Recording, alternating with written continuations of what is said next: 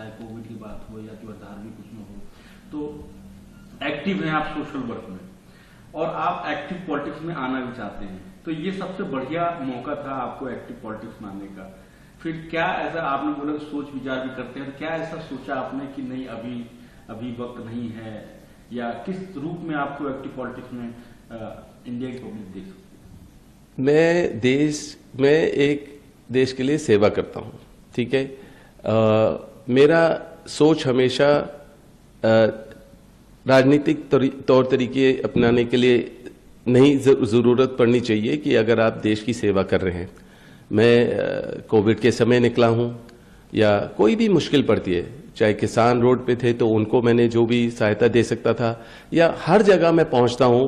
कभी विकलांग बच्चे होते हैं उनको मैं कुछ ना कुछ अपने तरीके से देता हूं, या अगर अंधे बच्चे होते हैं या मतलब बुजुर्ग होते हैं तो मैं अपने तरीके से देता हूं। और अगर लोग उसी को देखते हैं कि राजनीतिक तौर से देखते हैं, मेरा कोई राजनीति से कोई ऐसा मकसद नहीं था कि मैं ये कर रहा हूं कि उससे मेरा राजनीतिक सफर आसान हो जाएगा। मैंने कभी ऐसे नहीं सोचा है।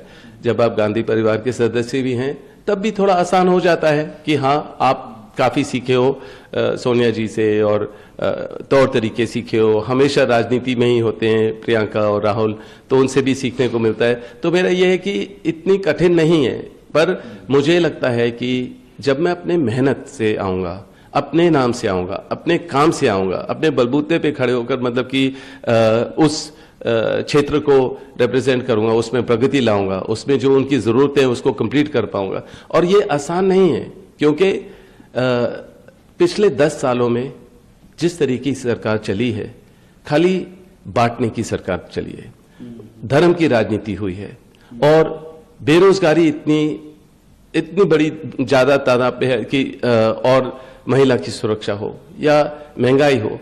अब ये बड़ी चीजें जो हैं, ये एकदम से आप कभी भी ये नहीं कर सकते कि मैं उस क्षेत्र में जाऊंगा, मैं सारे बदलाव करूंगा।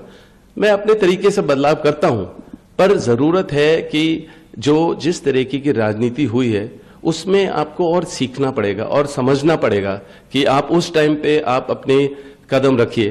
तो मुझे लगता है कि देर नहीं है, होगा जो भी होगा, जैसे भी होगा, आगे मैं जरूर राजनीति में शामिल होऊंगा, क्योंकि अब मैं समाज सेवी हूं और मतलब कि इतने समय से कोई मुझे अपना बिजनेस करने नहीं दे रहा है। आरोप लगते हैं तो उसके जवाब देने पड़ते हैं। कोई ना कोई स्मृति ईरानी जी उठा लेंगी एक पर्चा और दिखाएंगी अडानी जी के साथ ये वो। तो मैं तो हर आदमी से मिलता हूं, क्या चाहे उद्योगपति हो, स्पोर्ट्स में हो, या मतलब कि कोई भी विदेश के आते हैं प्रेसिडेंट, प्राइम मिनिस्टर, सब मिलते हैं। तो हर आदमी के साथ कोई काम वाम थोड़ी ना होता है, या कोई गलत तरीके से थोड़ी ना दिखाया जा सकता है। तो इस तरीके से जब मेरा नाम हमेशा उछलता है, हमेशा गलत तरीके से उछलता है, और ईडी को 15 बारी में मुझे बुलाया गया था ईडी के पास, वो बुलाने की जरूरत नहीं थी।